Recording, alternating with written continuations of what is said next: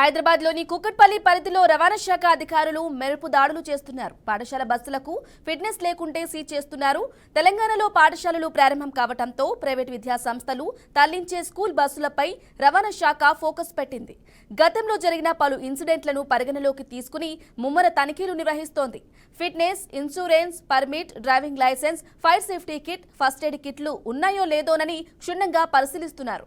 మరోవైపు రాష్ట్ర వ్యాప్తంగా 2 రోజులుగా స్కూల్ బస్సుల తనిఖీలు కొనసాగుతున్నాయి. పలుచోట్ల తనిఖీలు చేసిన రవాణా శాఖ అధికారులు పర్మిట్ అయిపోయి ఫిట్నెస్ లేని బస్సులను సీజ్ చేశారు.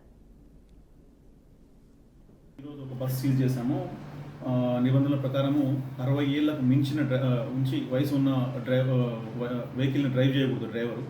అది నిబంధనలో ఉంది. దాన్ని ఉల్లంఘించినందుకు ఆ బండిని కూడా సీజ్ చేసినాము.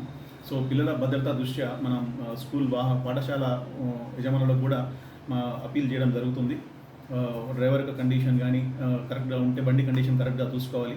ఎవ్రీ క్వార్టర్లీ మెయింటెనెన్స్ చూసుకోవాలి. డ్రైవర్ యొక్క కండిషన్ కూడా కరెక్ట్గా ఉండాలి.